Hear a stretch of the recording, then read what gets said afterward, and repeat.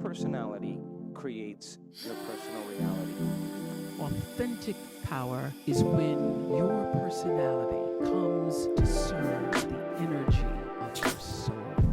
The truth is the body is one ecosystem. You can get to the root cause and everything goes away. Thank you for tuning in to the Reconditioned podcast. I'm Lauren Vaknine. I'm a health writer and holistic wellness coach. And my own journey from disability to remission taught me that wellness through a mind-body approach can take time when we don't know where to begin. And that's why I created this podcast, to bring you the answers to all your well-being questions in the most accessible way possible. Whether you're suffering from chronic illness, raising children in a world of conflicting information, or you simply want to feel empowered and motivated to become the best version of yourself, join me along with expert guests as we uncover the most actionable ways to recondition ourselves back to wellness. This episode of Reconditioned is sponsored by Mega Home Water Distillers, the most reliable and efficient home drinking water distiller. Mega Home are kindly offering listeners of the Reconditioned podcast a 5% discount. Just use the code CONDITION5 at checkout. That's CONDITION 5. Thank you to Mega Home.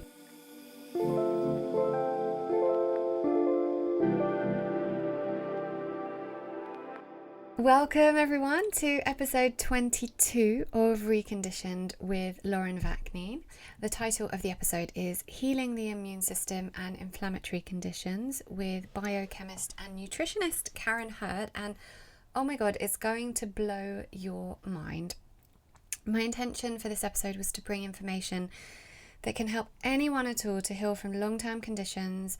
Honestly, anything from autoimmune and inflammatory conditions to ADD, acne, allergies, infertility, endometriosis, thyroid, Crohn's, and also just the best way to live healthily for optimum health and to prevent illness moving forward. Karen's knowledge of the human body is honestly second to none, but it's her story that makes it all the more fascinating. I'm actually doing her protocol for inflammatory conditions right now to help alleviate the inflammation that might be contributing to triggering the trigeminal neuralgia. So I can speak from experience when I say her online courses are super comprehensive, and honestly there is one for everything. She's helped so many thousands and thousands of people, over 50,000 people with success stories, and she didn't have time to treat them all, to treat everyone moving forward individually. So she decided to create courses, which she spent years creating, and they are honestly so brilliant and just such a great way of understanding your own condition and remedying it. Now, it's a long episode, so I apologize that it's so long. It does get quite sciencey. It does get into biochemistry quite a lot because she's a biochemist and she really likes to explain why things are the way they are and why we eat certain things, why we shouldn't eat other things, what they do to the body. Obviously, if those bits are a bit too sciencey, feel free to forward it a little bit. But I personally, and when I did her course as well, I really focused on those points when I was watching her videos because it helped me to learn a lot. So if you can stick with it because you will just learn so much. And I was going to try and cut some bits out because it was such a long episode, but actually I just wanted to keep all the information in there because she is a fountain of knowledge and there is so much to learn from her. So I really hope that you will, or you can, try and make time to listen to the whole episode, and I'd love to know your thoughts on it. Towards the end, we do touch on trigeminal neuralgia, which I've been suffering from, simply because although it's quite a rare condition, there are people who do suffer from it. And when I was looking up podcasts that spoke about it, I only found one. So I hope that if anyone else is suffering from trigeminal neuralgia, this might help you a little bit. If you learn anything that you enjoy in this episode, please share on social media. It really helps other people to find the podcast. Because the more people who listen, the more people can see it. So please do that. And I'm just going to get straight into it now because it's super long, so I don't want to take off any more of your time. So thank you so much for joining me, and I really hope you enjoy this episode. And here is Karen.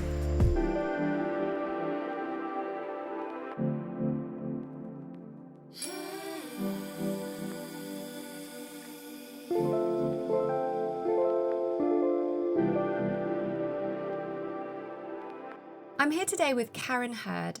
Practicing for 30 years, Karen, in addition to her nutritional training, holds a Master of Science in Biochemistry and is currently enrolled at the George Washington University in the Master of Public Health program.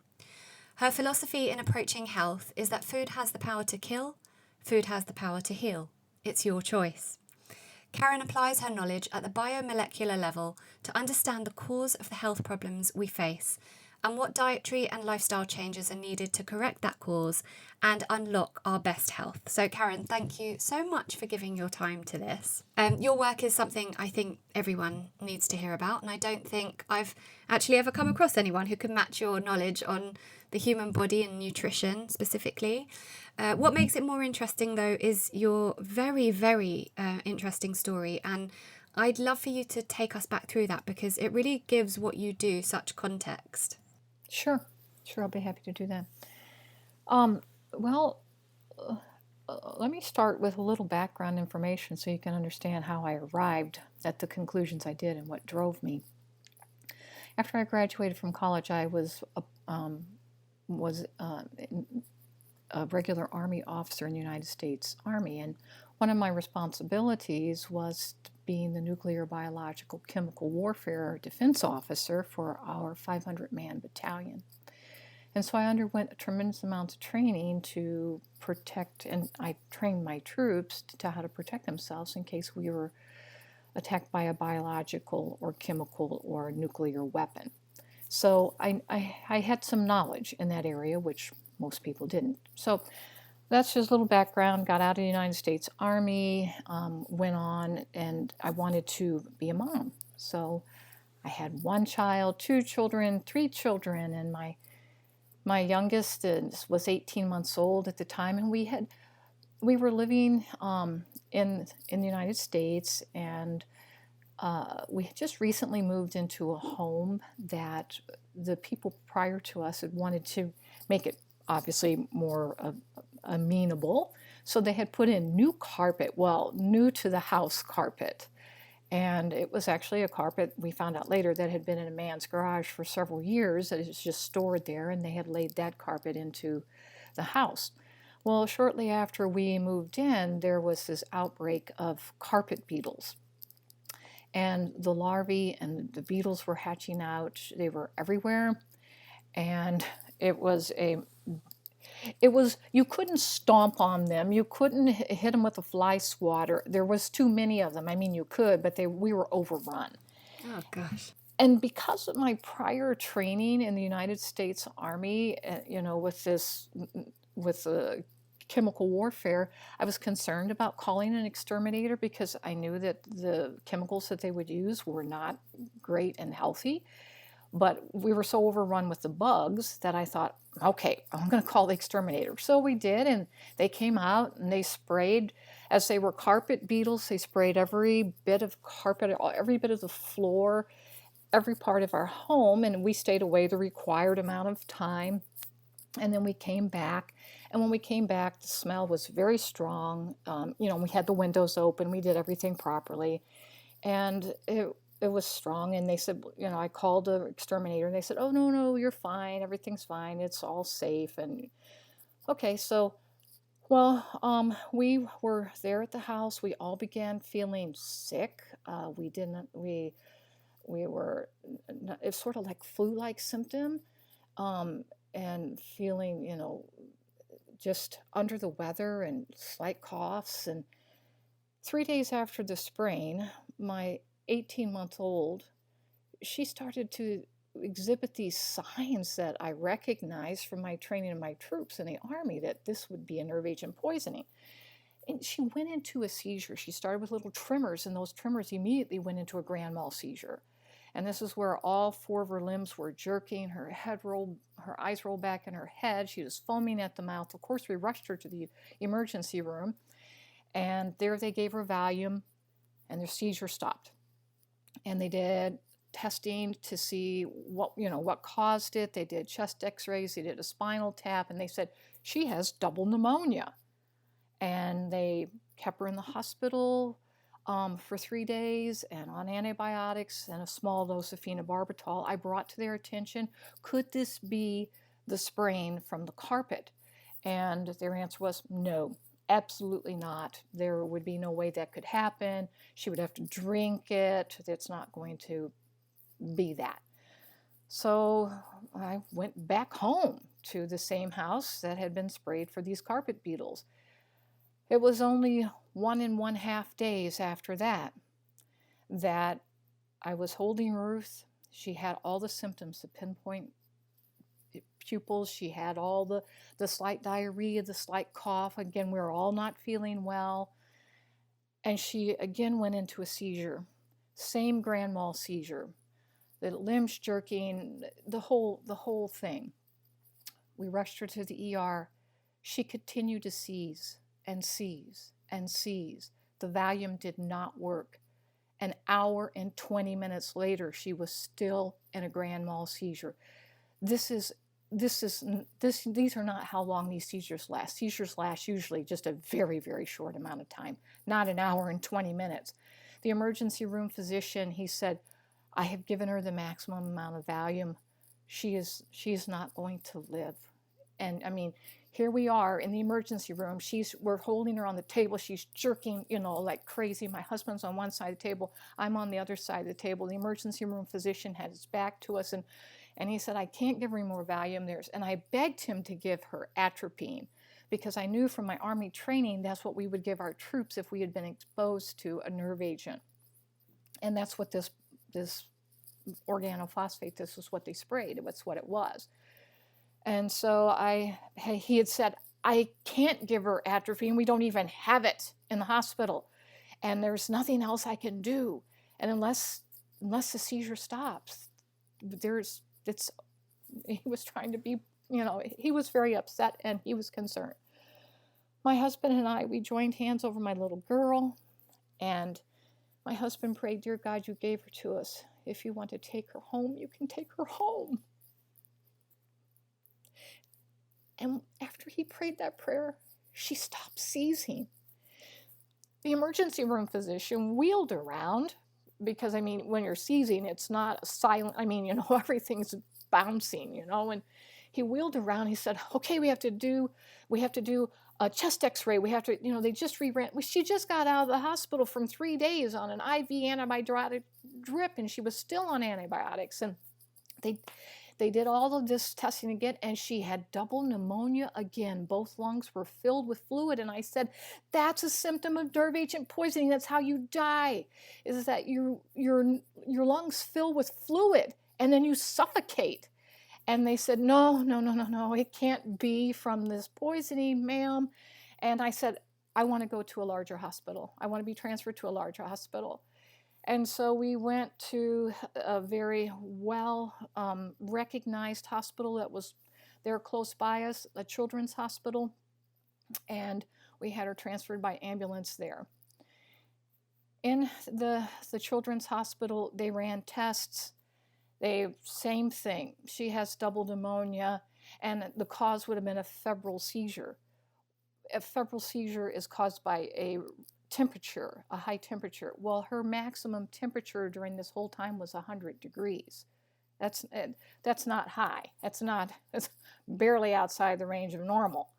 And so they said, and they tested her for epilepsy. There was no epilepsy, and they knew that it was quite unusual that she was released just 3 days before and her lungs were clear, and then all of a sudden her lungs are filled again with fluid so suddenly, even though she was on antibiotics. And so they went through all of their testing and said, we're just going to say that it was a febrile seizure. And that was the final diagnosis, and she was put on loading high doses of phenobarbital, which is an anticonvulsant drug. And they sent us home again. Before they sent us home, I was a reasonable person. I know that moms can get, really upset when it comes to their children, and I still do get upset when it comes to my children. You're like the mother bear. But I was very reasonable, and I explained, listen, I have training in chemical warfare. This is an organophosphate. It's chloropyrifos. I've already checked By this time, I had checked with the exterminating company, and I wanted to know exactly the name of the chemical that they sprayed. And I said, it is chloropyrifos, it's organophosphate. These are symptoms of organophosphate poisoning. Would you please do a cholinesterase level? Cholinesterase is a way you can measure if you've been poisoned or not. And it's something that checks, it's a liver enzyme that you can check. And so they said, no, we will not check her cholinesterase. It's a simple blood draw to check the cholinesterase level. No, because she was not poisoned. I will never forget the day, you know, some things are just drilled into your mind. You can replay them like you can replay a videotape. That I sat in this children's hospital and there were all these neurologists, because this was the top case that they were working on here in this hospital. And the neurologists, several of them, sat in my room. And the head neurologist looked at me right in the eyes and leaned forward a little bit and said, Mrs. Hurd, you are barking up the wrong tree. This is not organophosphate poisoning. Go home.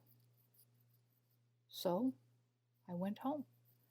You know, you question yourself at that point. You know, here I am, just this little girl from, you know, at that point we were in Illinois, you know, and I was raised in Missouri. I'm just a little girl from Missouri. Yeah, I have some training from the United States Army and know a whole lot about, you know, chemical warfare. But, you know, these are doctors. And there were 9 neurologists on our case. 9 doctors telling me, you are wrong. You're wrong. You don't know what you're talking about, lady. And I thought, maybe I am wrong. Maybe I'm wrong. So we go back home to our house that still smelled and reeked of this Dursban 2E. That was the name of the chemical they sprayed. And we were not there long. We were there for a very short time. And Ruth started to have this slight cough. She had the diarrhea. And I thought, I don't think she's going to seize. She didn't start with the tremors. I don't think she's going to seize because she's on these massively high doses of phenobarbital, which would prevent a seizure from happening. But that won't prevent her lungs from filling with fluid. And if her lungs fill with fluid, she will suffocate. And so she will just sort of drift off into a semi-comatose, quote, sleep. I will put her in her crib for her nap, and I will come in there and she will be dead. And I am not going to do that. I am not going to let this happen. And so I gathered her and my other 2 children, and we walked out of that house, and I did not return. And I started to call every poison control center in the United States that I could, you know, and explain my situation. And they said, well, no, we've never heard of that before. And, you know, why don't you try this poison control center? Why don't you call here, there, you know? And so eventually I talked to a poison control center in Dallas, Texas. And they said, you know, you really need to talk to Dr. Sheldon Wagner. He works at the university in Corvallis, Oregon. And he's a child toxicologist, and this is his specialty. In this time when I'm doing all this research, trying somebody help me, we're living in a hotel because I was not going back to that house. And I had investigated labs in St. Louis and said, hey, would you come and check the carpet levels and check the levels of organophosphate in my home? And they said, no. I mean, yes, they're happy to come out, but it was thousands and thousands and thousands of dollars. And I didn't have that money. And it's just like, what are we? And nobody is supporting me. No one was supporting me. Everybody looked at, there was one person that supported me, it was my father. He said, Karen, whatever you think, you're a smart lady. He was behind me. But I was overwhelmed. I was also not feeling well. I was very ill. Our other children was ill. My husband was ill. I had been carrying a baby when all of this happened, and I miscarried that baby. Oh my goodness. And so no one can ever say, you know, was that miscarriage because of the organophosphate poisoning or not? But there is no doubt in my mind that it was the organophosphate poisoning, because since then I've done tremendous amounts of research on organophosphates, and that's one thing it's going to do is it can cause a miscarriage. And so I am not well, and I am trying to get to the bottom of this. And so I called this Dr. Sheldon Wagner, hoping, to get through to him, because in all this, you always get shunted to the next person. Well, I don't know. I'll have you talk to my supervisor. And the supervisor says, well, I don't know. I'll have you talk to my supervisor. You tell your story again and again, and you just keep going and going, and just somebody help me. Well, I called the university in Corvallis and talked to the person who was in charge of the department of the university where Dr. Sheldon worked. And she said, I will put you on the line to Dr. Wagner. And so there I was speaking to Dr. Sheldon Wagner myself. And I explained the whole situation, and I said, the doctors have told me it's not possible that she was poisoned. He said, that's absolutely false. Of course she could be poisoned. Why haven't they done a cholinesterase level? Have they done a cholinesterase level? I said, no, I asked them to do that, but they refused. He said, give me your doctor's name, please, and his phone number. And he said, and you need to have your carpet tested, because this particular chloropyrifos breaks down with this much a half-life, and we need to have it tested to see how strong it is in the carpet. And I said, well, the problem is the labs here in St. Louis. He says, they charge so much. He said, send it to me. He says, I have a lab here at the university. I will test your carpet for free. This is the dimensions I need you to cut out of your carpet. I want one from under the crib. I want one from the living room. And I want it mailed to me next day, air on dry ice. We did all that. And he also wanted a sample of my breast milk, because Ruth was not well. Ruth is the name of my daughter that was poisoned, my 18-month-old. She would not eat food. She was very weak. She was not well at all, and so she only would nurse. She wouldn't eat food at all. And so I sent a sample of my breast milk with all of that, and then within 30 minutes of me hanging up the phone with Dr. Sheldon Wagner from that first conversation, I got a phone call from our physician. And he said, Mrs. Hurd, I just had a phone call from Dr. Sheldon Wagner, and he's advised me to go to the medical library and to read several articles on organophosphate poisoning. And he also recommended that she have a cholinesterase level. Could you please bring her in for that? We did all those things. We sent the carpet in. We went in for the cholinesterase level. It all came back positive. Ruth had cholinesterase levels that were abnormal. She had been poisoned. Dr. Sheldon Wagner did all the testing on the carpet. The amount of organophosphate in the carpet was 100 times the safe level of organic phosphate. Wow. She had been poisoned.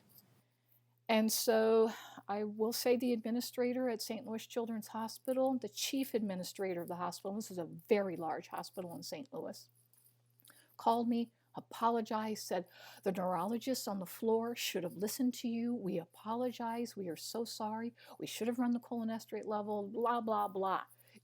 So they're sorry. But now I said, okay, so what do we do now?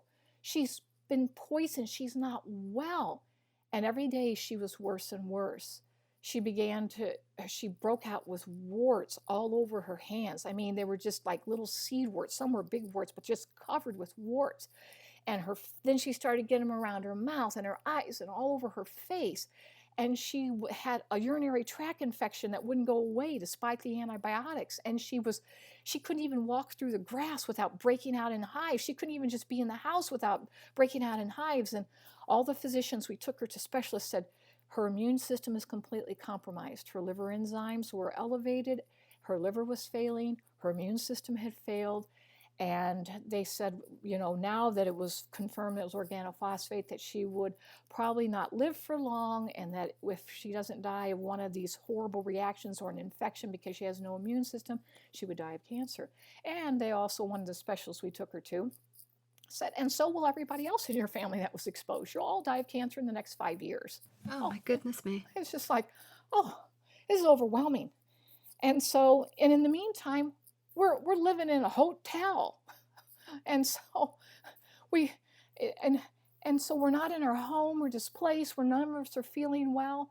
And then we want to go back to our home. We had to have the Environmental Protection Agency clear the home because all the carpet had to be pulled out and hauled away to a special waste facility, hazardous waste facility. They came in with air sniffers and had to test the air to make sure it was clear.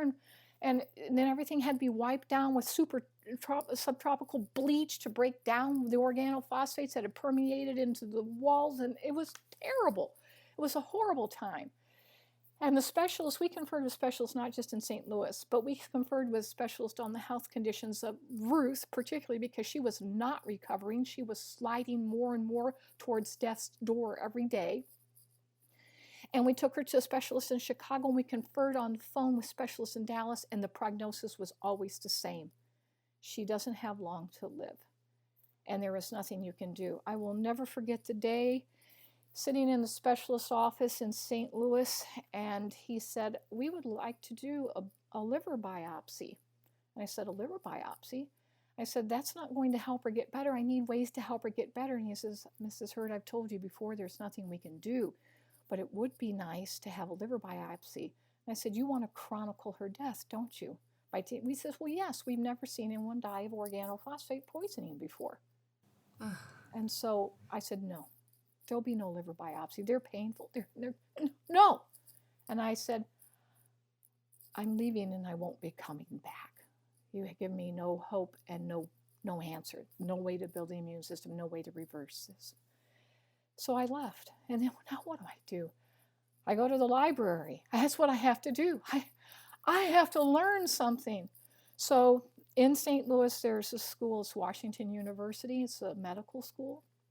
And I went to the library there, and I began to look at everything I can. You know, this is this all happened in 1989, December of 1989. And so now we're into January of 1990. And so everything's on microfiche, and so I am reading microfiche and, learning everything I can about organophosphate poisoning, about recovery, how you recover the liver. Her kidneys were failing, her liver was failing, everything, her immune system had failed. What do? I read everything from the latest research from the National Institutes of Health to snake oil remedies, everything that I could. And then I finally cobbled together my own solution. Based on everything I read, I knew that I had to somehow help her liver. That was the thing, that was the organ that was clearing this chlorpyrifos, the organophosphate. That's where I had to start. So then Ruth was still not eating. By now she is very weak. She could barely walk or lift her head. And so I took and I put into an oral syringe what I thought she should have, because she wasn't eating. All she would do was nurse, and only some of that breastfeed. And so then I would shoot down the back of her throat this concoction that I made up. And a week passed, and she was a little bit better, and 2 weeks, and 3 weeks. And then the warts were clearing up, and she had gaining strength and energy. By the end of 6 weeks, she was well. Oh, and by the way, she wasn't on the antibiotics anymore. They had stopped that because it wasn't pneumonia. It was an organophosphate poisoning. No need for antibiotics. They had stopped the phenobarbital because we were no longer exposed to it, and she wasn't going to seize unless she was exposed to organophosphate. So she wasn't on any medications. All she was doing is the things that I was giving her. And in 6 weeks, she was well. And so it was wide open, eye-opening to me that all this happened with just my little, trying to help my little girl. I did not call the newspapers. The doctors did check her. She was well. They couldn't believe it. And so I thought, well, that's the end. We just have to hope that there's not going to be permanent neurological damage. And so we go on. And then what occurred then after that is there was an article that appeared, and I never called the newspapers. There was a small, little, tiny article that appeared in our local St. Louis newspaper. And it said, "Little girl who was poisoned lives." The girl who lived. That wasn't the title of the article. That's the title someday, well, maybe if I write a whole book on it, I'll call it "The Girl Who Lived." Anyway, but then, that takes off of, Harry Potter, the boy who lived. But anyway, so all of that said is that my little girl was alive. And so because of that newspaper article, I started getting calls of people saying, "Hey, could you help me with this and that?" And I said, "I don't know anything about your condition. I am not a doctor. I'm not a nurse. I'm not anything. I have a background. I have a Bachelor of Arts in Spanish and a minor in German, and then I have my training from the United States Army, And that's all I have. And they said, we don't care. Would you help me? And I said, well, I guess I can go down to Washington U and read in the library. And so I did. And I would say, well, if it was me, I would do this or that or whatever. And they started to get better. And then this went on for a while. And then I got a call from Southwestern Bell Telephone, and they do these brown bag luncheons where they have a speaker come in and on the lunch break of their employees, and they have lots of employees. They were in One Bell Tower in St. Louis. It's this huge skyscraper, and they filled the whole building with their employees. And they said, would you come? We've had so many requests for you to come and speak to our employees during one of our brown bag luncheons. I said, well, what do you want me to talk about? And I'd have to go down and study. You know, I have no credentials. We know, but we want you to come because you're in popular demand.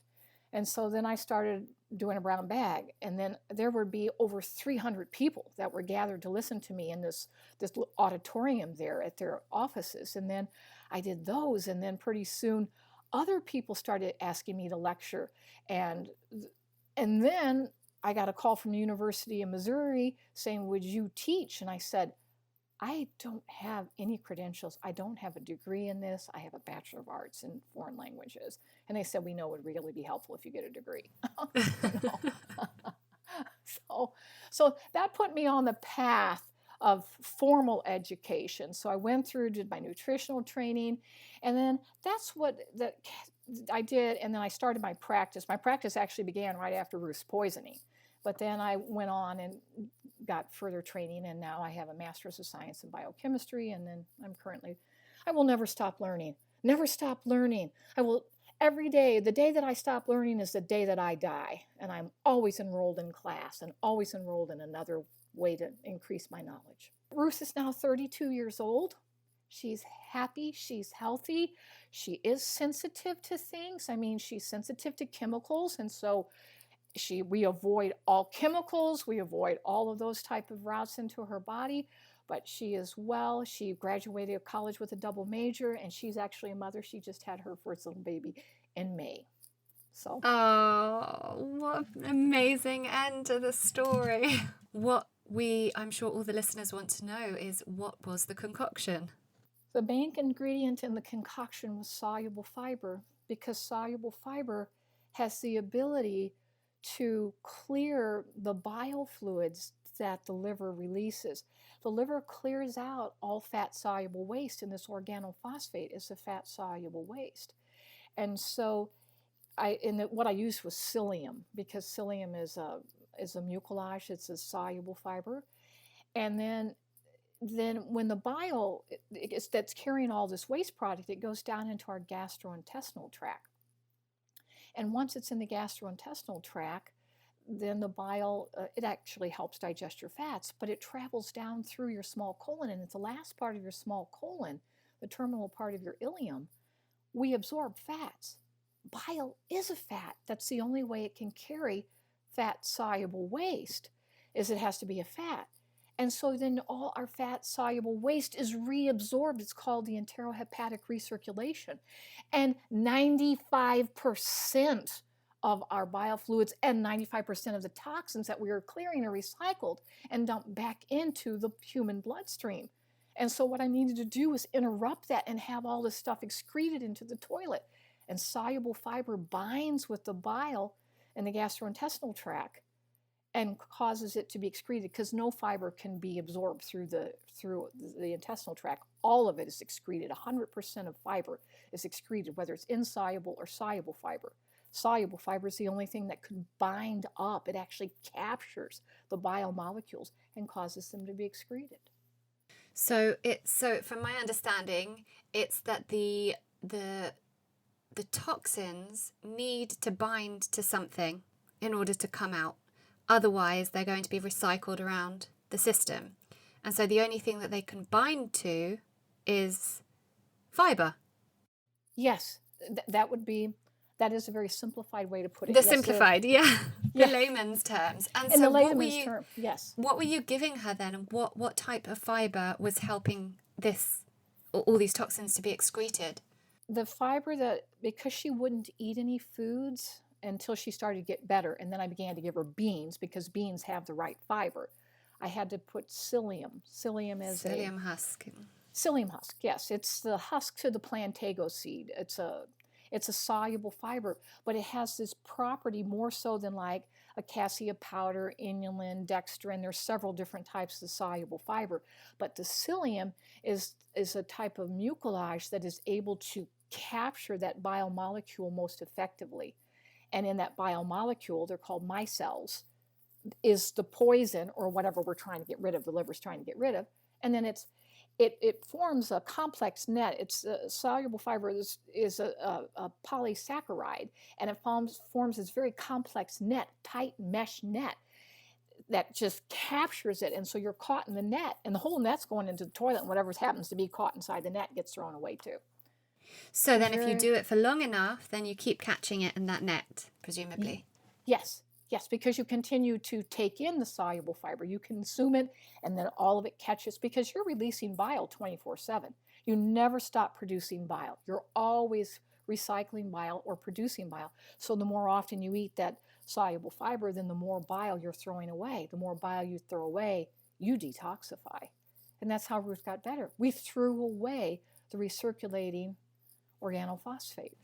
And you learned all of this, you kind of put this together through going to the library, reading as much as you could, and you kind of just pieced this all together yourself. I mean, it's just amazing. Yes. Because you don't have anybody else out there, even today. I mean, we're talking 30 years later, that, you know, a little over 30 years later, that, you know, I'm still preaching the same message. I mean, this is the whole enterohepatic recirculation, and the eating of soluble fiber is like a hallmark piece of my practice. It doesn't solve everything. I mean, you know, we still have to, you know, we got to get rid of other junk in our life and not eat garbage. But it is a hallmark piece, and it's one that has been overlooked. But yeah, I read tons in that library, and I just had to piece it together. There was no one article that said, oh, do this or do that. It's just like, no, but if it just was like a light bulb went on in my head. Yeah. Well, it's that mother's instinct, isn't it? And it comes back to that saying or meme or whatever it is about, you know, there's no greater detective than a mother who wants to help her child. My mum did the same thing when I was diagnosed with arthritis, and I was 2, and just before I was 2, and they wanted to put me on high doses of steroids, and she knew nothing about natural therapies or anything, but it didn't sit right with her. So she took herself to the library. And yes. Ruth and I will be forever grateful, I'm sure. Yes.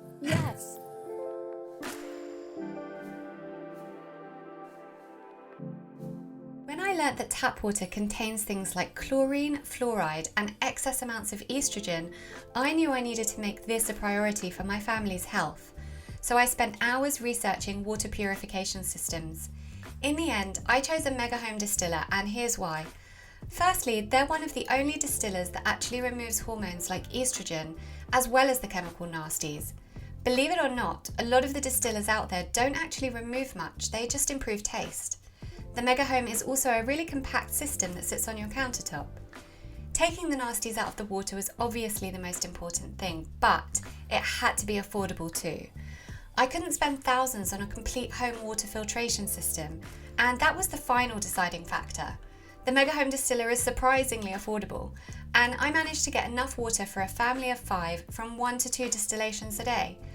I personally recommend this distiller, and luckily for us, the lovely guys at Mega Home have been kind enough to offer listeners of Reconditioned a 5% discount. Head to megahomedistillers.co.uk and enter the code CONDITION5 at checkout. That's CONDITION 5. Thank you to Mega Home.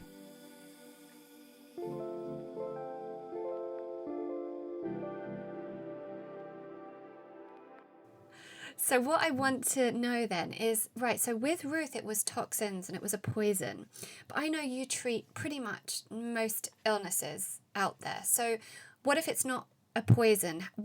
You know, can you explain that if it's autoimmune diseases or kind of anything? What is the fiber then doing? Well, first of all, you have to know that the fiber is carrying out fat-soluble waste, and the vast majority of our waste products are fat-soluble. And these are normal metabolic wastes. for us just to live and to breathe, we have to make certain hormones. Hormones are the number one thing that our livers, or our liver, we only have one liver, that our liver is clearing.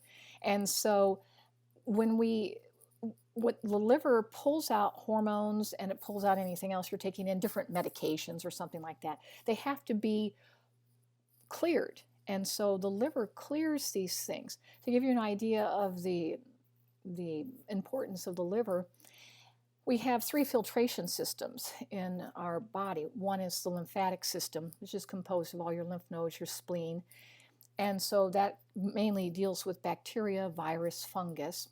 And then we have the kidneys, which filter our blood. The lymphatic system is also filtering blood. The kidneys filter our blood for water-soluble waste.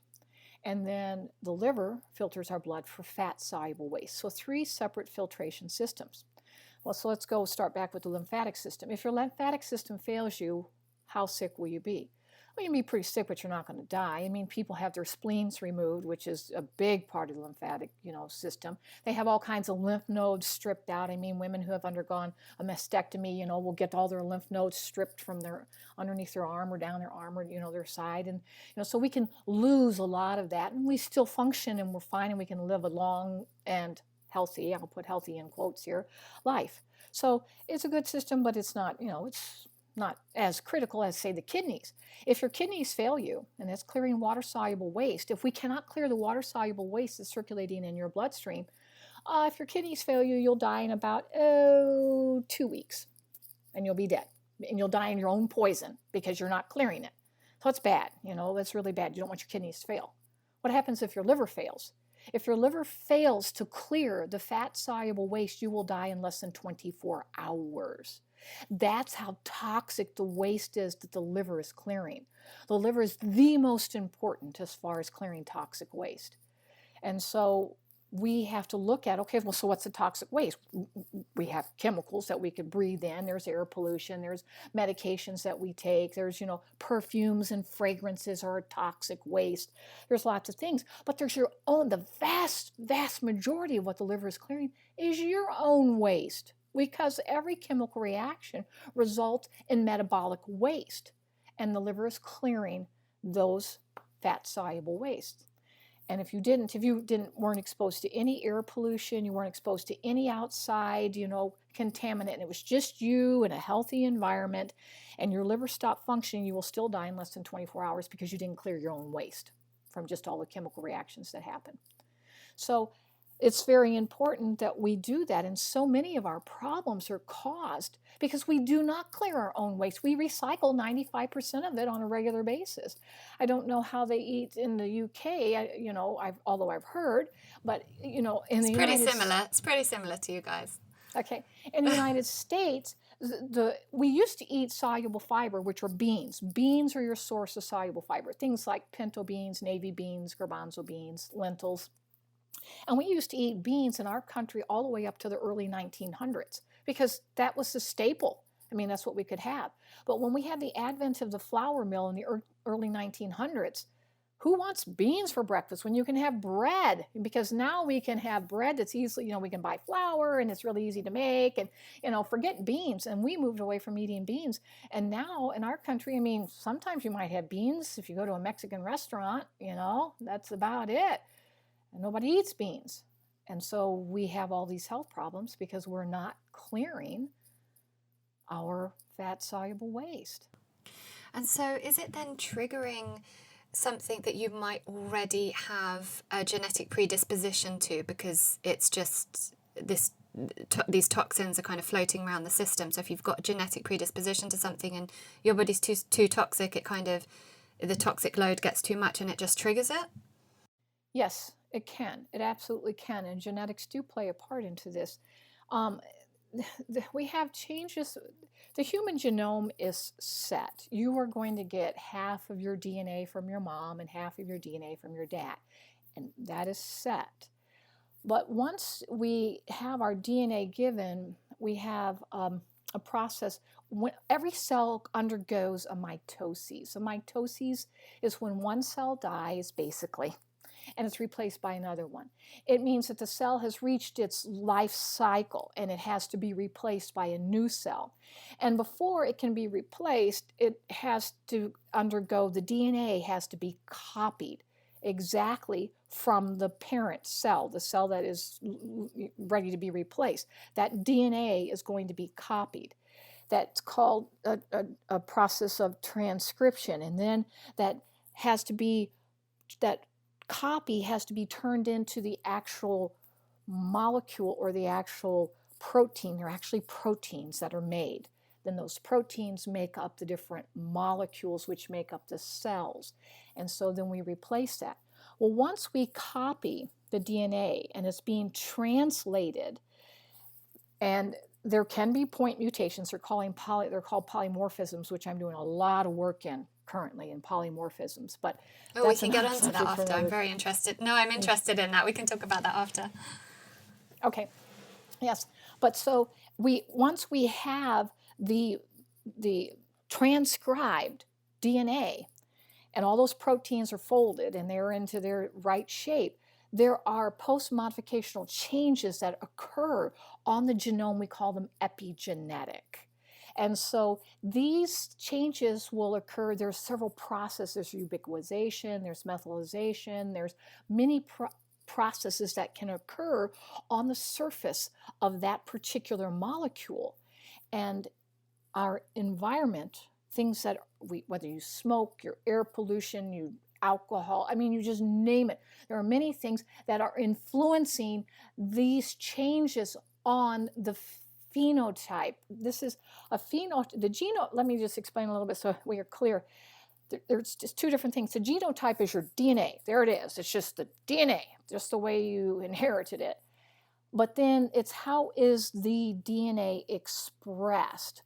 What is the phenotype? For instance, identical twins. By the way, I have grandsons. They're not from Ruth. They're from my first child, Catherine. She has identical twin boys. They have we've had them genotyped because I'm big into genetics. So they're genotyped. They have an exact match DNA. But I'm with these children all the time. Their phenotype is different. Now they look exactly the same. I mean, if you look at them, but they have different expressions and they have different personalities and they have different responses to the same stimuli. And so their phenotype, how they're being expressed, is affected by epigenetics, which is affected by our environment and our exposures and everything that we go through in life. So yeah, and what's really encouraging about that is that that's something that we can help modulate, that we can help affect. So if you are not exposed for, say, cigarette smoke, then we do not have to have the continual expression of that phenotype because the DNA is still being copied the way it was. It's just those post-modificational changes that happen after the transcription and translation process. It gives a lot of hope, doesn't it, that Yes. we can control to some extent the outcome of our health and we can keep ourselves healthy regardless of what genetic mutations or polymorphisms we might have. Yes. And that's what I love about epigenetics. It just it doesn't mean that this is set in stone. We totally have the control to change it, and I love that. Yes. So you have a very huge database of people that you've helped over the years. Yes. And yes. Remind me of that number because I think people will enjoy knowing that. Well, I stopped counting them about 5 or 10 years ago, and then I was getting many new clients every week, and now I'm still getting them. But when I stopped counting, it was over 35,000. So and since then it's Wow. I'm sure it's blown way past 50,000. I don't know. It's like it's just one more thing to do. And these when I are have people so that have had success. Yes. Oh, yes. These are the ones that don't have success are the ones who are, I call them non-compliant. They're people, they just love their coffee. They love their sugar. They don't believe that perfumes and fragrances really do anything bad to you. Oh my goodness, they are horrible for you, and they actually will mutate your DNA. So, I mean, you can permanently change your DNA. They can do so many bad things, but they don't embrace it. But the ones who do, yes, success story after success story after success story.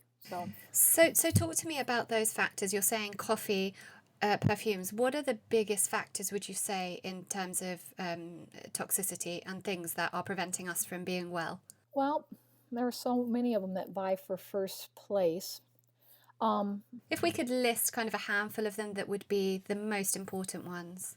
Sugar, caffeine, perfumes and fragrances, and that probably tops the list. Perfumes and fragrances, and that includes essential oils. And then Alcohol? Alcohol, yes, only if it's overconsumed. If you did 2, glasses of wine per week, you're really not going to see that much, damage. But if you're drinking every night, we got a problem. I mean, that's just too hard. We have a fats issue too. The saturated fats versus good fats, which are unsaturated fats. And there's this terrible mistaken run to coconut oil in our society today, which is the most saturated fat we have, that causes radical oxidative species. Saturated fats always causes radical oxidative species, which is something that can actually damage DNA. But yeah, at the top of the list, I would put the perfumes, fragrances, including that, the essential oils, sugar, and caffeine. And it's very interesting about the coconut oil, because I fall victim to that because I was using coconut oil for years. So why is coconut oil so bad? Because of the molecular structure of the fat chain. All fats are long chains of carbon atoms, and a carbon atom has to attach to 4 other atoms on it's just think of you having an arm to left and the right, and say you had 4 arms and one at the top and coming out the other direction. So in 4 different cardinal points, we got these directions of these bonds. These need to have a bond, and carbon has to have 4 bonds. It's not like, well, it's convenient to have 4 bonds. No, it has to. It will have 4 bonds. This is just straight chemistry. It's like saying 2 plus 2 is 4. It's always 2 plus 2 is always going to be 4. So we're going to have 4 bonds. We just have to have 4 bonds. And so in a fat, the molecule it has a head, and then it's got an oxygen up there and some carbons and hydrogens, of course. But then you have this long chain of carbons. Most fats have 18 carbons. So a carbon is an atom. And so then it's going to be bound, the carbon, let's just take a carbon in the middle of this long chain, is bound to on the left with, and well, I'm going to call it left and right, but I mean they're at different angles, but left and right to a carbon. And then it's got 2 more. It's going to make 2 more bonds. And so what's it going to bond with? It's going to bond with a hydrogen. That's how fats are made, hydrogens. And so then it has the potential to bind with 2 hydrogens, and it does. And so all along the chain, you'll have all these carbons bound to each other, and then hydrogens on the top and the bottom position, if you will, although they can be another position too. There's trans and cis formations. But anyway, you got 2 hydrogens and 2 carbons that are bound together. And at the very end of the chain, you have your final carbon, which is the omega end. Omega means end, and it's the end, and that's where we start counting our carbons. It's got 3 hydrogens. So the more hydrogens that you have on the chain, then it is saturated. It's saturated with what? It's saturated with hydrogen atoms. You can have fats where the carbon is doubly bonded to the next door carbon. So instead of having a single bond to the carbon on its left or its right and 2 hydrogens attached, it's doubly bonded to the carbon next to it. And so that means it's bound to the carbon on the other side, and it can only have 1 hydrogen, not 2, just 1 hydrogen. And because of that double bond, it's called a pi bond. They're fabulous bonds. If we can break that pi bond, and we can, the body can break that pi bond. The pi bond is the second bond that's formed in that carbon atom to the next carbon atom. Then you can bring in a functional group, which is another molecule, another mother particle, if you will. It's a molecule, and it can attach to that carbon fat, that carbon chain, and then you make something new out of it, such as a steroid, a hormone that would help you with if someone had arthritis or some inflammatory condition. and will reduce the inflammation. And so it's a way to have the molecule react without a tremendous amount of effort. And those are called unsaturated fats. Why is it an unsaturated fat? Because it's not saturated with hydrogen ions. And so the more hydrogen you put into something, then the more saturated it becomes. And so why is that so bad? It's because this is a very stable molecule. All the carbons are bonded. There's no pi bonds anywhere, no double bonds. And so what we have is a stable molecule. It's very happy. It doesn't want to react with anything. I mean, it's just a nice piece of fat molecule, and it is not going to do any play. I say it doesn't like to play. It doesn't like to play games on the playground, and it doesn't. So what if we need those carbons, and we need to make it into a hormone? How can we make it chemically reactive? Because it's non-reactive in its state of a saturated fat. Well, there's only one way to do that. We have to get double bonds. You have to have a double bond between the carbon atoms. So to get a double bond, you have to get rid of one of the hydrogens and force the carbons to double bond. Well, how do you do that? There's only one way to do that, and that's through an oxidative process. You have to go through the beta oxidation process that occurs in the mitochondria of the cells. And so you say, well, what's bad about that? Oxidation is what's bad about that. Oxidation creates a radical oxidative species. There is this flash moment in time in this chemistry that will happen in making this bad fat, saturated fats or bad fats, into a good fat, which is an unsaturated fat. And there's this moment in time that carbon is only going to have 3 bonds, only 3 bonds. And this is a really big deal. You cannot have 3 bonds. You must have 4. You must have 4. And then there's this you create a radical oxidative species that it's the electrons. This has to do with electrons. They're unbalanced. They're not paired. Electrons have to pair, and so they will grab and take another electron from another atom, which is a part of a molecule, which is a part of the cell. And in this taking and grabbing of electrons to be able to make yourself stable, this particular oxidation process, you can actually, there is such force, these things are moving fast and furious that they can drive through the cell and actually penetrate the plasma or the nuclear envelope and hit your DNA. If you hit your DNA, you can change the nucleotide sequence. Our DNA is made of nucleotides in these 3-member sequences called codons, and you can actually change your DNA. You mutate your DNA. This is bad. So let's go back to the original questions. Coconut oil. It is the most saturated fat that we have. Everything has a little bit of saturated fat. Even if you do the beautiful oils like the icosapentaenoic acid or the docosahexaenoic acid, these are fish oils. Fish oil is a wonderful fat. It is an unsaturated fat. But if you look at it, there's a very small percentage that's saturated. Yes, because oxidation will happen on just a normal basis because we are exposed to the air.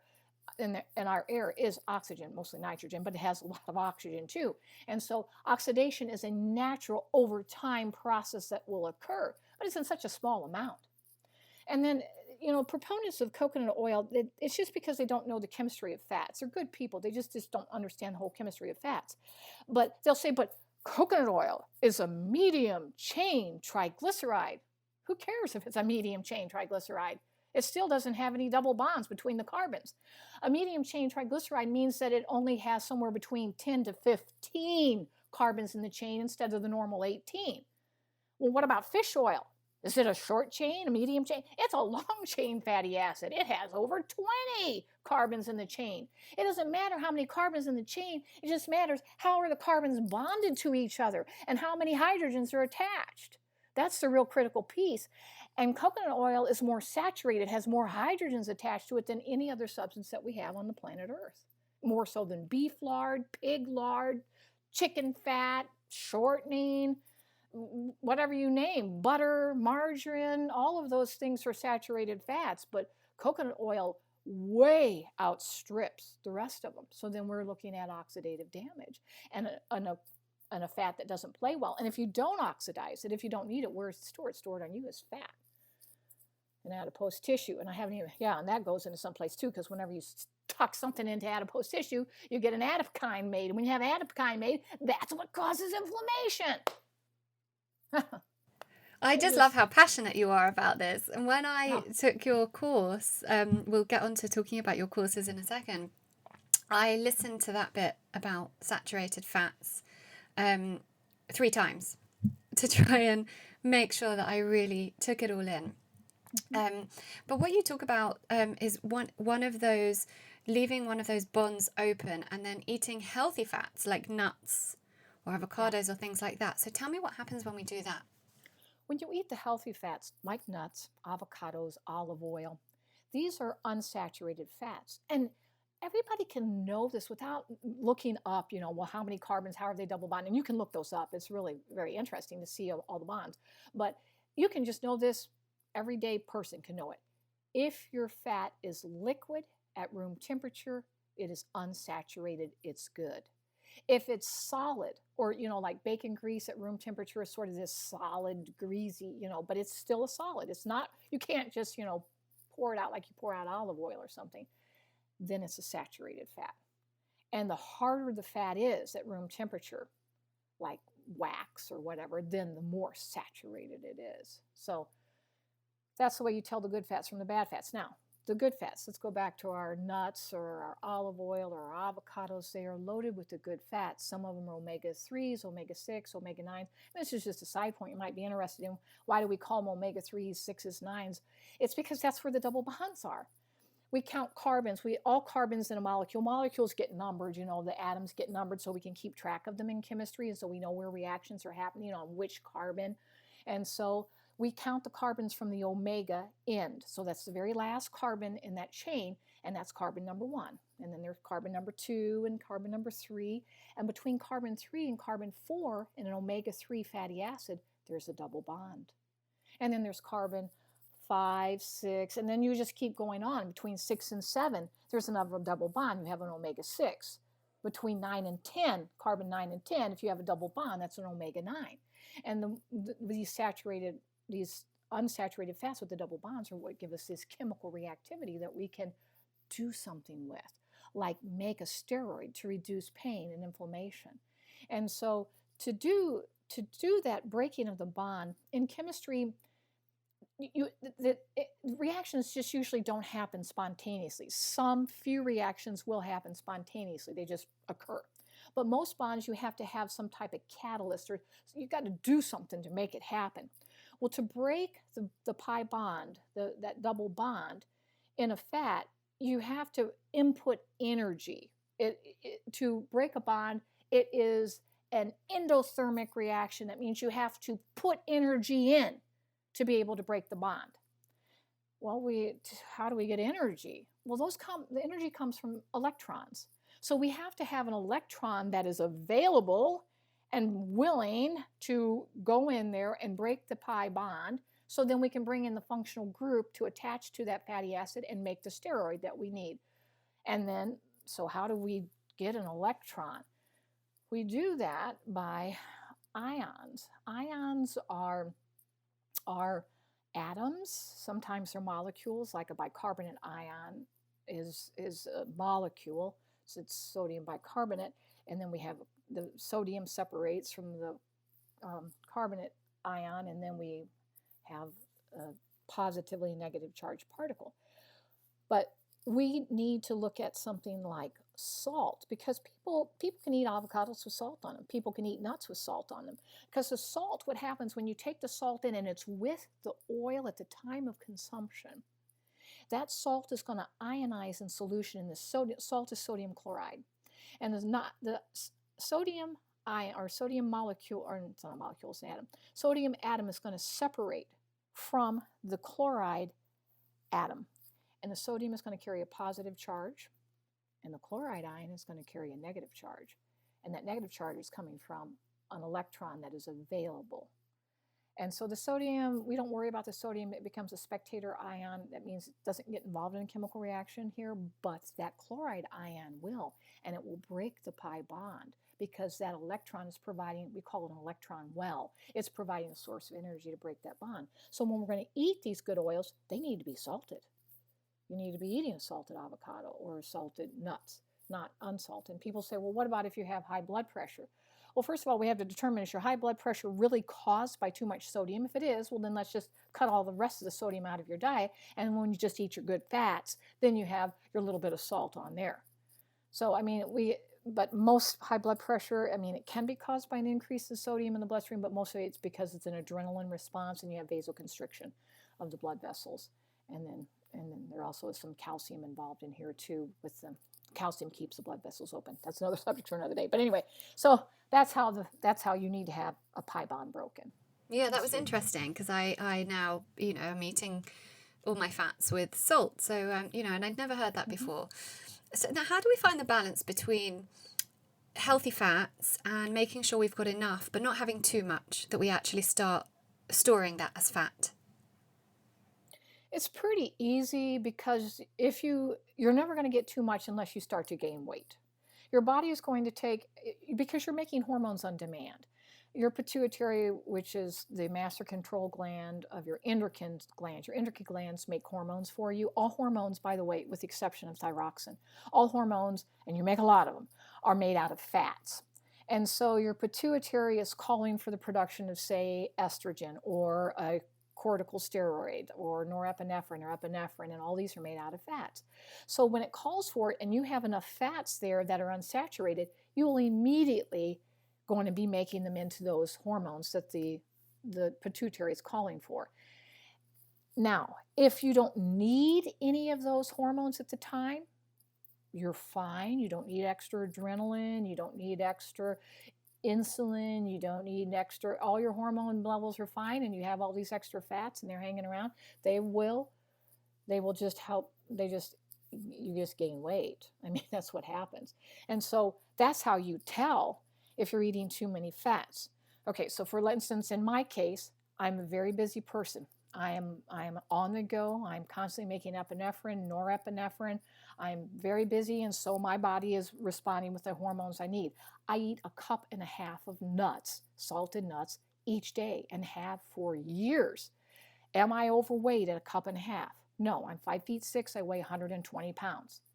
But if I started to eat 2 cups or 3 cups, which I don't even know if I could eat because I'd be so full, I don't think I possibly could eat that much. But anyway, then I could start to gain weight. Well, I'm not gaining weight. But what if this person was only, 5'1" and they weigh, 102 pounds? 1.5 cups might be too much for them. So you find this balance of, okay, when am I getting too much? And we have other situations coming in here too. I mean, I wish everything was just so cut and dry. What if you have gallbladder disease or you have sphincter of Oddi problems? You can't have any fats. Or what if you had your large colon removed and part of your ileum removed? We're going to have to go easy on the fats because they can cause you diarrhea or, so we have to, every person's situation, we have to take in the whole, health picture of the person and say, well, right now you shouldn't be eating fats as good as they are. But until we can get your gut healed, because fats are absorbed through that terminal part of the ileum, and then once that's healed, then we can go ahead and put the fats in there. And I love that about what you do, because I've always been a very big advocate of an individualized approach to healthcare, an individualized root cause approach to healthcare. So I want to talk about your courses, because you've kind of found the perfect balance between you've got a course pretty much for everything. And for anyone listening, I would highly recommend going onto Karen's website, karenhurd.com, and having a look through her courses, because there's pretty much a course for any illness you might have. But what Karen's done is spent a long time devising these courses for each particular illness so that they are very specific. However, they do come back. The principle is pretty much the same in most of them, isn't it? Yes, it is. It is. And we just have to alter things slightly according to that individual situation. And the nice thing about the courses is like you say, you have a thyroid problem, you have hypothyroidism, or maybe you have hyperthyroidism, Graves' disease. You learn all about the thyroid gland and how it's functioning and the proteins from which those hormones are made. And then you get this whole, so you understand your situation. Then you get the protocol of, these are the things that you're supposed to do and not. And then as part of my courses, then I am available to anybody that's enrolled in a course. They can email me, and you will email. I read every single email. We get lots of emails every day, and I read every single one. I know, I have sent many, and yes, each one has been answered by Ruth, actually. Ruth will answer the ones she can, and she actually confers with me. We have a daily conference, and she'll say, "Can I answer this one?" I'll say, "Yes, this is what you need to tell them." And then I have many that I will say, "No, I need to answer this one myself," and just, and then she gets copied on all my responses so that she's also learning. Ruth, by the way, the Ruth that's helping me, that is the Ruth that was poisoned. I know, that's why I was saying it. I can't tell you how happy when she replied to my email, and I asked, what happened to Ruth? And she said, "I am Ruth, and now I'm a mother," and I was so happy, and I just felt like, I don't know, this sense of just such happiness, it being in, emailing her, knowing that she was this little 18-month-old who you were told was going to die, and now she's got a little baby of her own. So it made me really, really happy. Yeah. So your courses are pretty comprehensive, and like you say, you do cover things. You do go quite deep with the chemistry, but I think that's important, because how can we heal ourselves without understanding what's going on in our body?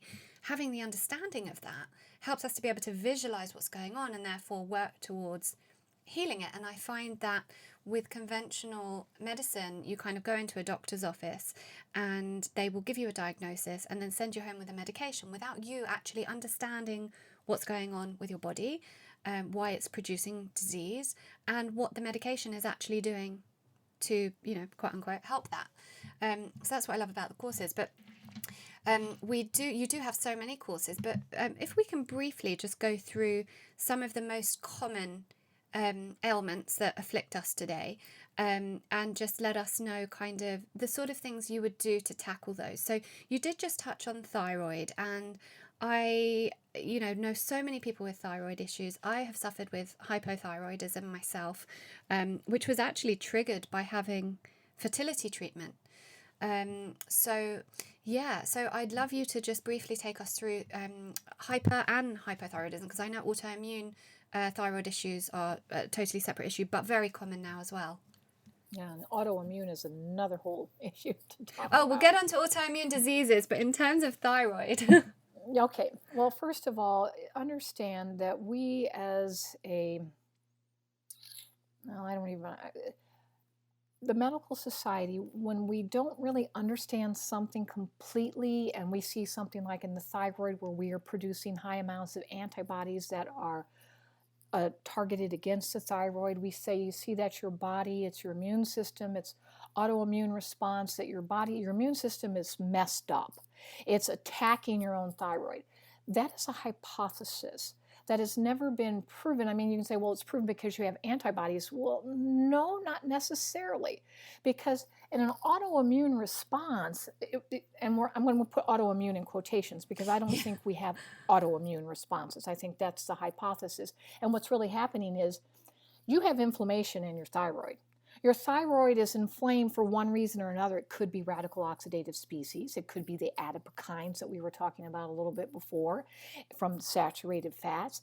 It could be that you were exposed to some chemical or something that changed the epigenetics, that post-modificational changes that happen on the genome and that create a phenotype or the expression of the genome in the thyroid gland. There are many things that are coming in.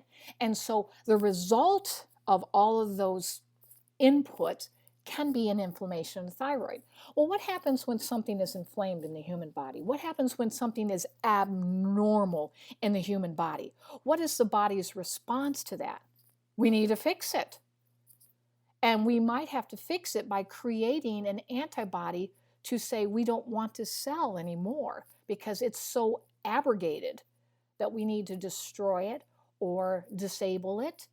it's the same way we fight all inflammation, or we will put fluid around something and encapsulate it so that we can come in and try to repair the damage that is done to the DNA or on the on the cell outside that's those post-modificational changes, so we can get it repaired.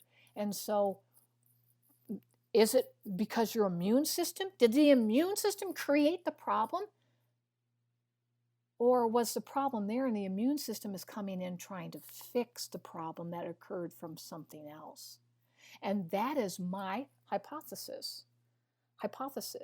And so the autoimmune is not, we often give the words, and I just let it roll because people don't understand unless you're a scientist, and then do this all of the time, that we'll call it the theory. No, a theory is a proven hypothesis that has been proven over and over and over and over and over again by many different people in many different labs. This is a hypothesis. The autoimmune is a hypothesis. It is not a theory. It has never been proven. It's an assumption, an educated guess. And it's hypothesized because modern, conventional doctors or scientists don't know another way around it, or they don't understand that there's another way around it. Why have they hypothesized this? Because we don't know enough. Just like, I mentioned polymorphisms before. Most polymorphisms are single nucleotide point. They're called SNPs, point mutations. And so when we haven't even begun to look at that, we know some point mutations will create a situation like we have a point mutation that makes certain people that it's expressing that mutation, they are not as tolerant to mercury as some other people are. So like MTHFR, for example. Yes, that perfect example. Yes, the MTH, that one is a perfect example.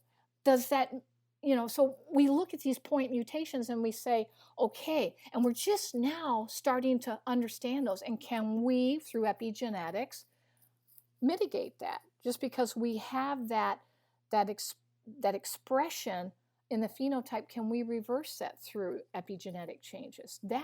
This is a field that is just, it's in its infancy as far as, and you have to understand, it's just because when was the human genome when did we finally go through and finish that? That was just in the 90s, the big Human Genome Project, that was just completed. And since then, everything is starting to change, and we're starting to look at, maybe we are a little bit different. And then epigenetics is this huge new field within the genome field. It's just we just haven't had enough time to study it.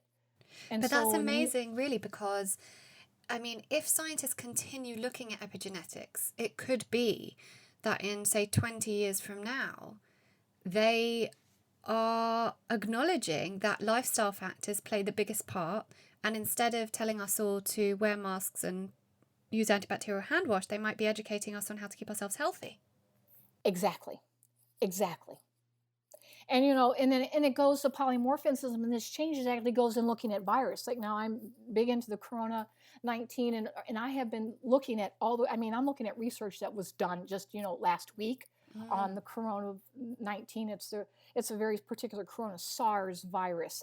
And in that itself, they have 6 different clades on this. A clade is, it's a group of genes that come from a parent gene, and that in one place in the DNA, one of the nucleotides is switched. Well, so that changes in how you're going to develop a vaccine to that, because it means the vaccine that you develop, if you have the particular virus that has this polymorphism in it, the vaccine, if we develop one, and that's the big push right now, I know, is that it won't necessarily work. So we have to determine how are we going to deal with all these polymorphisms, and so it's incredible the amount of research that is going to have to be done. But yes, it's not only just protecting ourselves and knowing that how to do that, and it's also in how do we fight things. But it's very exciting. It's wonderful. There's hope. That's what I'm saying. There's hope. In the meantime, what do? Well, you eat well, because as long as we're eating well, your body's already doing all the right things anyway. Even if we don't have all the scientific explanation behind it, we're already going in the right direction. Absolutely. So very briefly then, for thyroid, what would be the number one factors affecting thyroid? The number one factor affecting thyroid that I have found in my practice is that people have given up eating iodized salt. I mean, people don't eat it. We've gone to, the Himalayan salt or the sea salt or this kind of salt that's supposed to be so healthy and has these extra minerals in it. Oh my goodness, you're not going to get enough minerals from that salt to count for anything. Your minerals are coming from your food. But what you did is you cut out the iodine.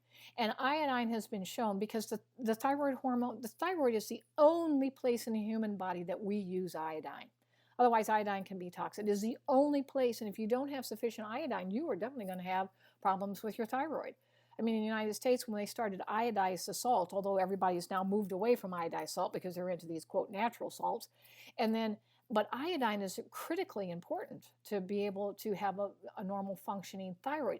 And you say, well, why didn't people have problems like that in the past? Because everybody lived on coastal regions. I mean, we all lived where there, you live on the coast if you're in the UK, but I mean, like I live in the middle of a land, I'm landlocked. I mean, I'm not even close to an ocean. I'm in the middle of the United States. And so I have no source of iodine. If you live by an ocean and you're eating seaweed, you're eating fish that are caught from the ocean, they have the iodine there. And it used to be people always lived on these, that's where we always lived. And now, we're inland and we don't have those iodine sources. And so that's the biggest thing with our thyroid is that please use iodized salt. Those are people with hypothyroidism, which is a vast, vast majority of people with thyroid disease have hypo. Yes. Underproducing thyroid, or they have Hashimoto's, which is the one where you have the antibodies that are being produced against an inflamed thyroid. What caused that inflammation? Good question. I don't agree that it was your immune system that created the inflammation. It's just your immune system is trying to fix the inflammation. That's why it's created the antibodies. So it's because we don't have enough iodine.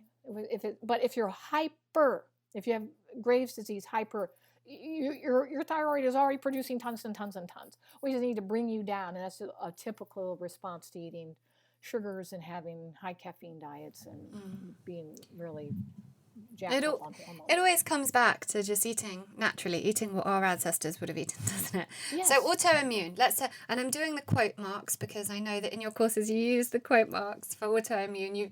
You've called it a scapegoat.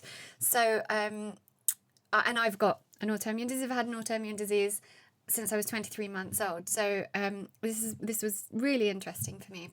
So what are the biggest factors in autoimmune diseases and the best ways that you would use diet to treat those? For autoimmune diseases, the first thing we have to do is normally autoimmune diseases, there's some type of inflammation involved.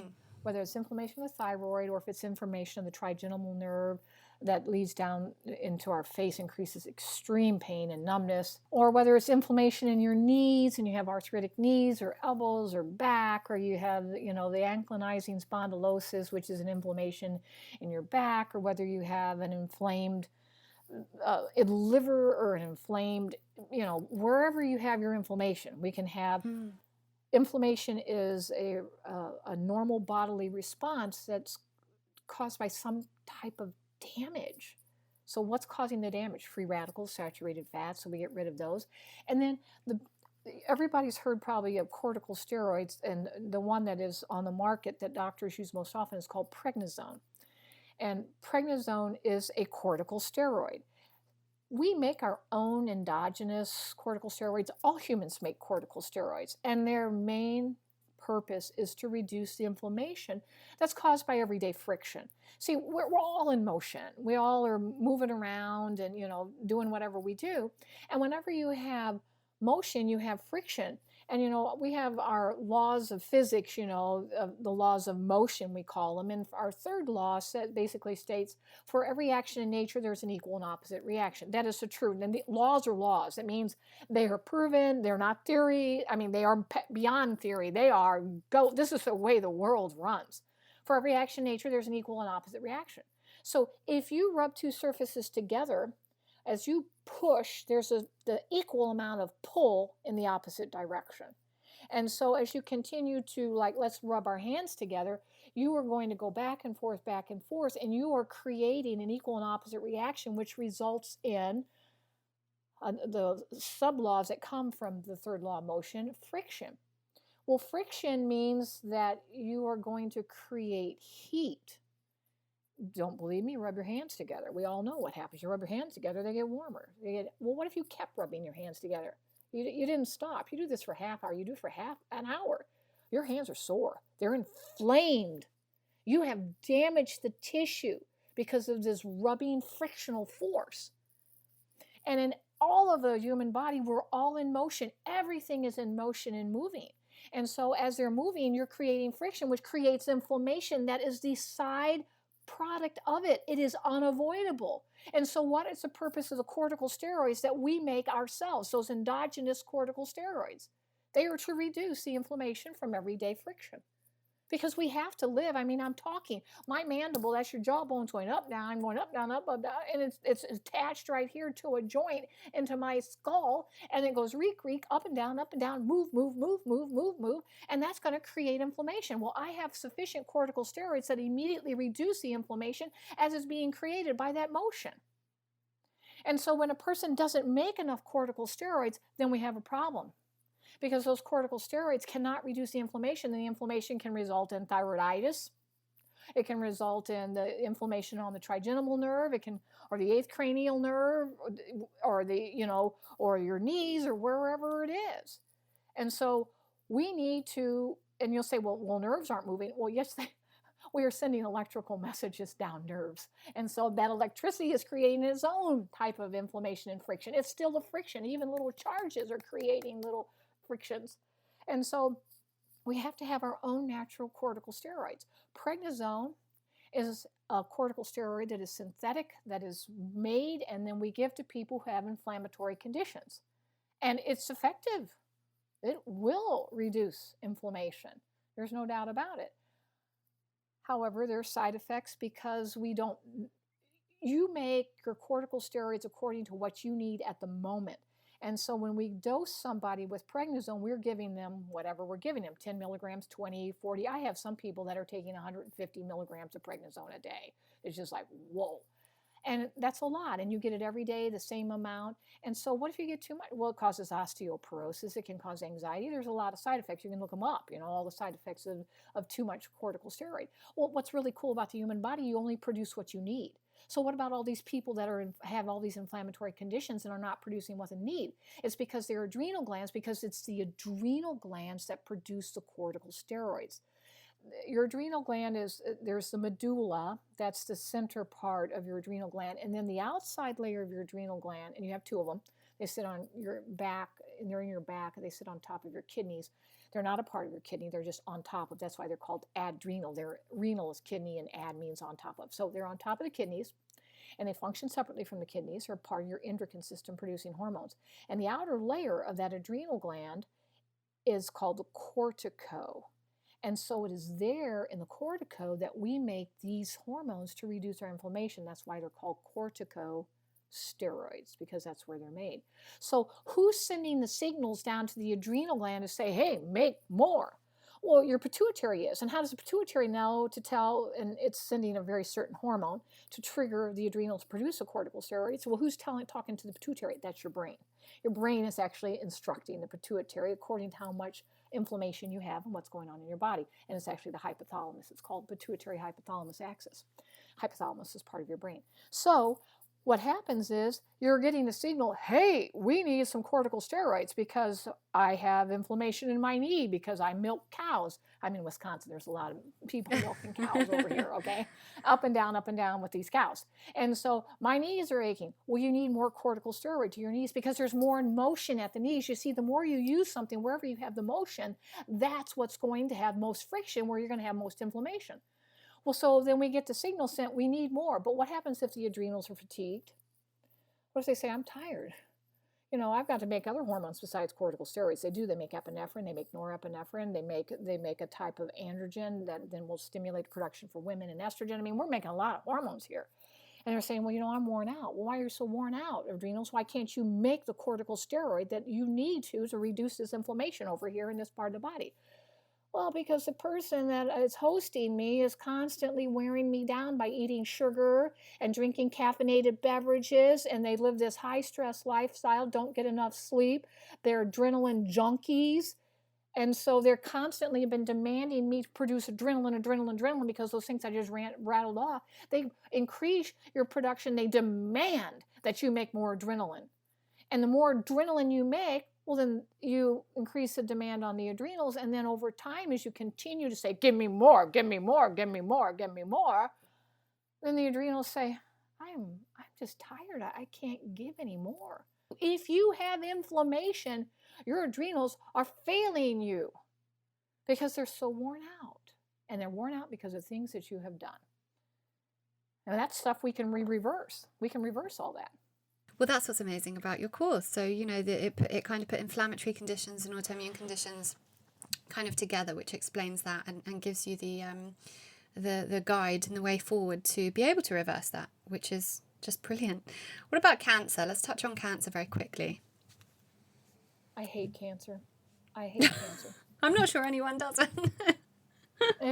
Cancer is the #1 cause of death in the entire world. It is out of control. The latest estimates that I saw that it was going to continue to increase over the next 20 years exponentially. And cancer is a change in the DNA. It's your own cells. So your DNA is the way you were given to you by your parents.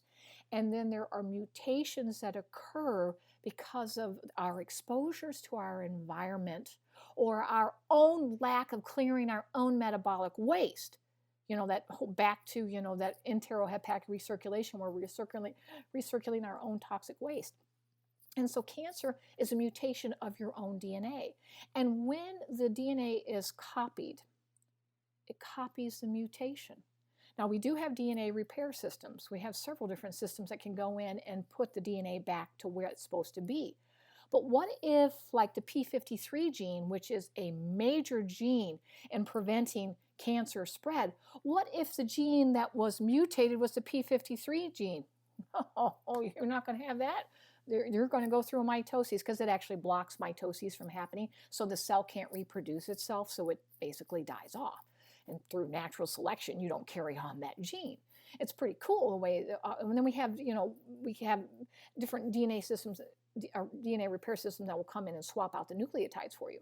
And so we can encourage those in treating cancer, but we also have to take away the things that are creating the original mutation.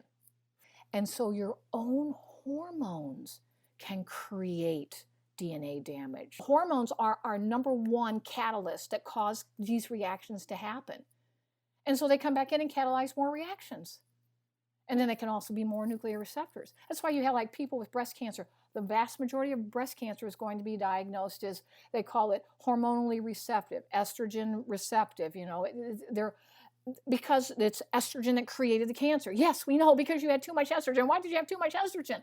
Well, one, you might have been drinking coffee. Coffee causes you to produce large amounts of estrogen. That's not helpful. But then you were never clearing it either.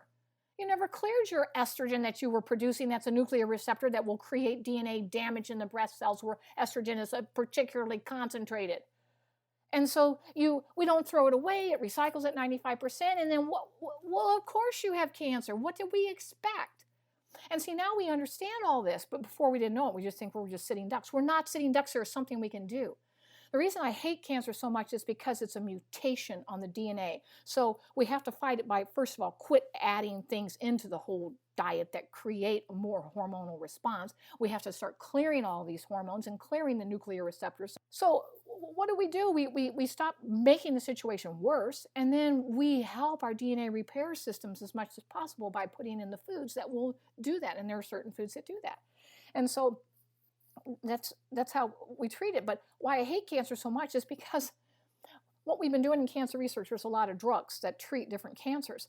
is that they will find, we can see where the DNA is mutated. And so then we try to stop the process, and we're too far downstream. In chemistry, we call things upstream and downstreams in a long chemical process of events that happen. We're too far downstream, and we're trying to correct it here at this downstream level. But the problem with cancer is that you can get another hit onto that cancerous cell, and you create a mutation in the cancerous mutation. So it changes so frequently that you get a mutation on the mutation on the mutation, just like we're looking at with the coronavirus. I mean, I was talking about the clades and that, and all these polymorphisms, and it's changing, and we can't keep up with it. So we need to look further upstream. We're looking so far downstream. We got to look further upstream and say, okay, so how can we stop this before it started? What are we going to do?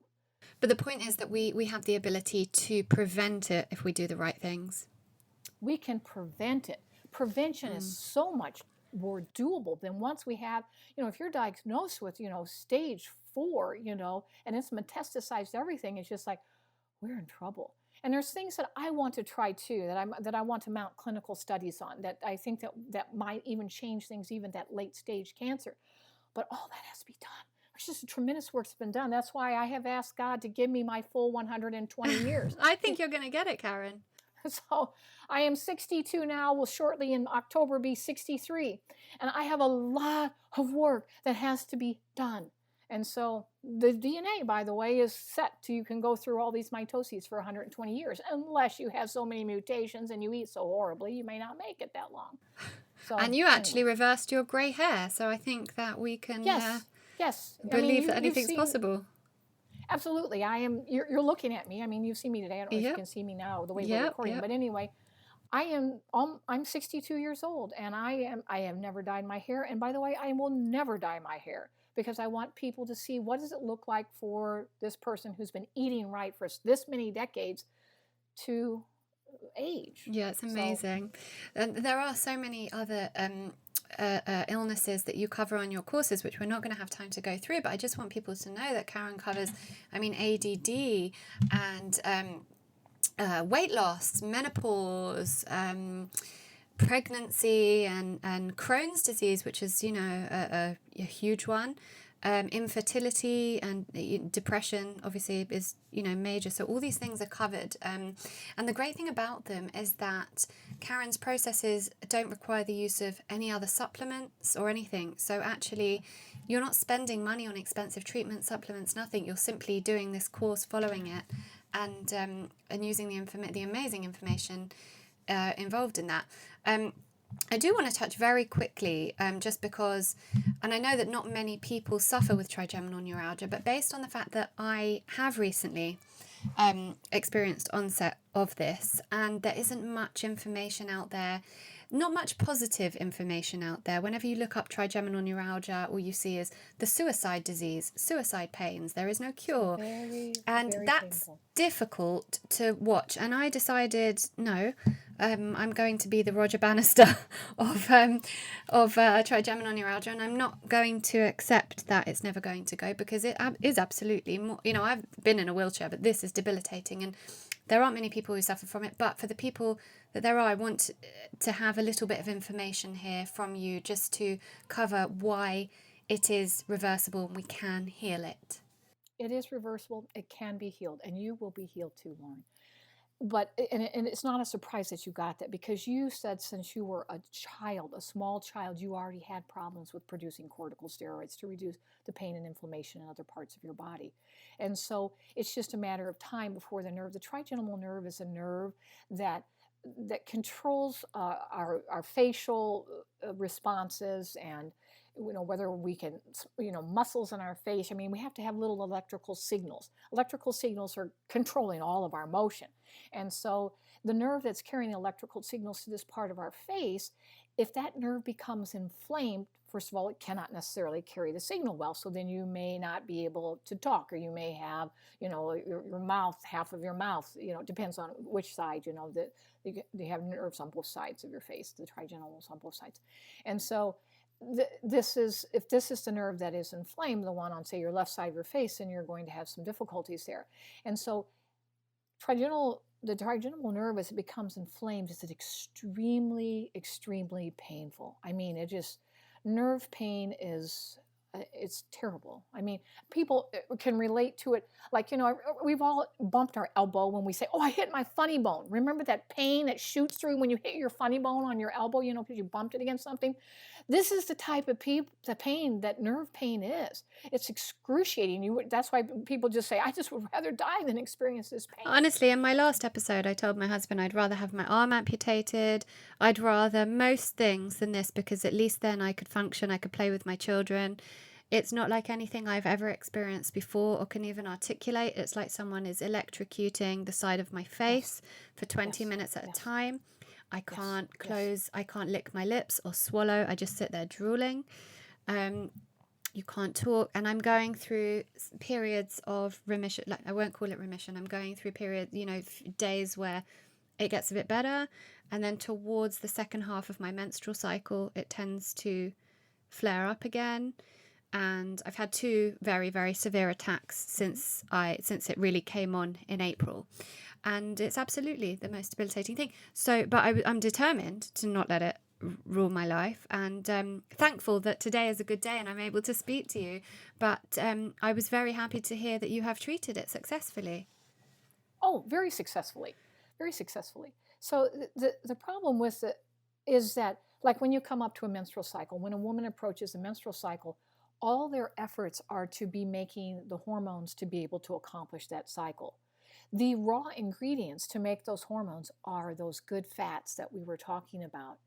And all of those resources are going to go to be making the progesterone, the estrogen. Those are the hormones that you're making just coming up on a menstrual cycle. And they're made in very much elevated amounts. So you don't have enough resources. The body is going to have you go through the cycle. That is going to happen. So this little inflammation, I call it little, it's big, on the nerves that's running down into your face, is a lower priority. We have to have a menstrual cycle right now. That's why it's always worse. It will be worse when you're under stress, because when you're under stress, you have to make epinephrine and norepinephrine, because you have to rise to the occasion because, this or that happened in your life, or you're worried about something. It can even be positive stress that you're preparing to go on vacation to wherever, and you're happily getting prepared for that, and you're just busier, or you're working in your garden more, or you've decided that you're going to do an exercise program because you think that exercise is going to fix this. Oh no, it's going to make it a lot worse. And so, because you're diverting the precious resources that you have into making another hormone, and at the same time putting adrenal stress on the gland that has to make the corticosteroids. It is reversible. It is completely reversible. And with that, and this goes for any illness as well, and anything that you touch on, I think it is I would say, an intense course. Not intense, but it really moves away from what we are used to as a society. And the protocols are, no sugar means no fruit. So nothing sweet at all, and no caffeine means not even a cup of herbal tea. And that's the thing I've found most challenging, is just not being able to sit down with my tea once a day, which was my treat when my little one goes to sleep. So would you say that if someone, because you said that it works in 3-month increments, if someone notices vast improvement after 3 months or 6 months or 9 months, that they can relax on those things? Or, if someone has a chronic illness and is finding relief with your program, what would you say? Because we are also human, and balance is important, and enjoyment is important. And I do believe that we've kind of created these new modern terms for enjoyment, and perhaps we need to rethink whether, coffee, we need that coffee to enjoy our life, but, or that burger or whatever it may be that's making someone, quote unquote happy. But can we relax on it a little bit at some points? Yes, you have to be able to have 3 months with no symptoms. I mean, you are well, feeling fantastic. Then you could allow your fruit twice a week, or a glass of wine twice a week, or a saturated fat occasionally here and there. But as far as caffeine, It will always give you a problem, and almost immediately. Once you're off caffeine, you have caffeine, you're most likely going to have a headache or feel anxious or have panicky and feeling those, even can have a panic attack. Some things you just don't do. It's just like saying, well, I went off of cigarettes. Cigarettes are bad. We all know how bad tobacco is. We shouldn't be doing it. And so you give it up, and then you say, well, after a while, could I have just 1 or 2 cigarettes? Why would you want to do that? They are so detrimental. You know that they caused your lung cancer. If you could even recover from the lung cancer, why are you doing that?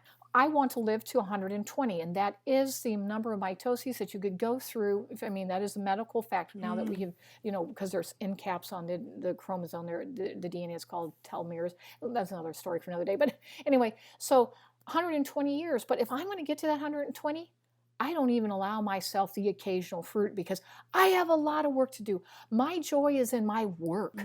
If somebody said, what would you do today if you could do anything else that you could do?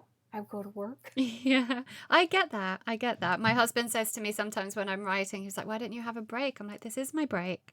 This is what I enjoy.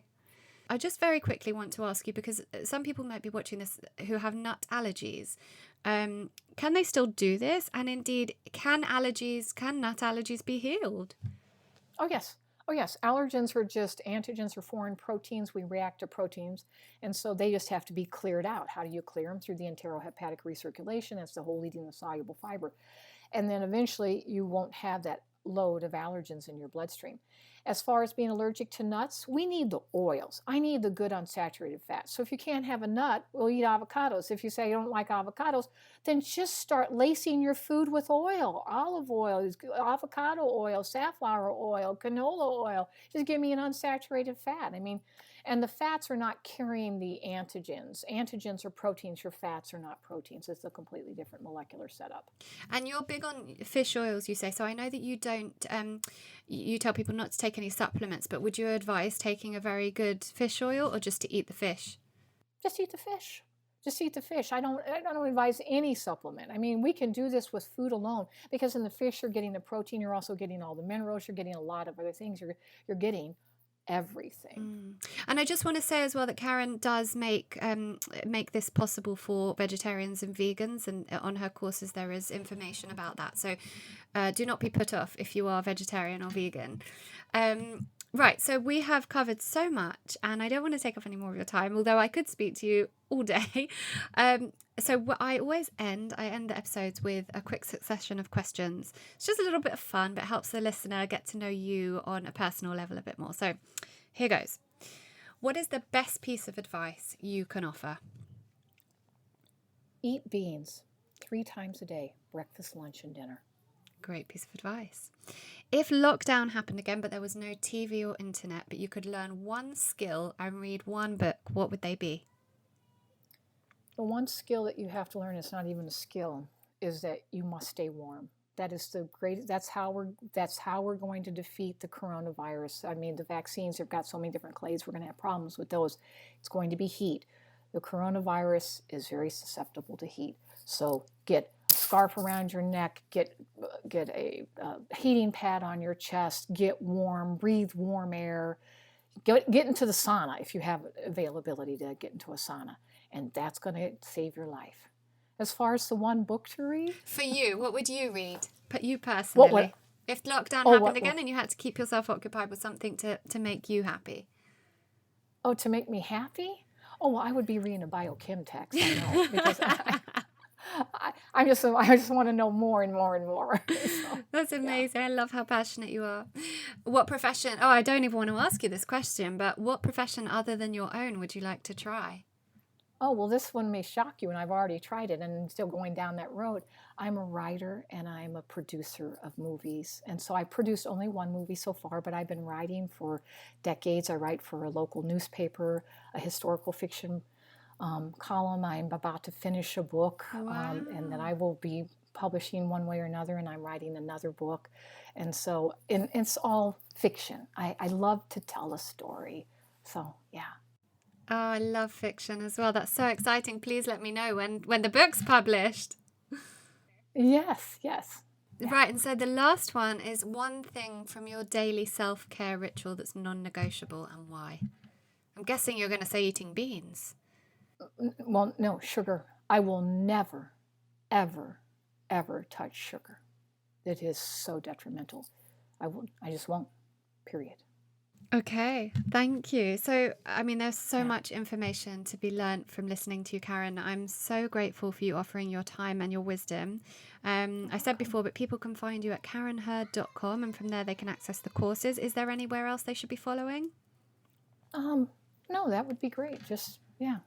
Awesome. Well, thank you. And thank you to everyone who tuned in to listen to Reconditioned. Thank you so much.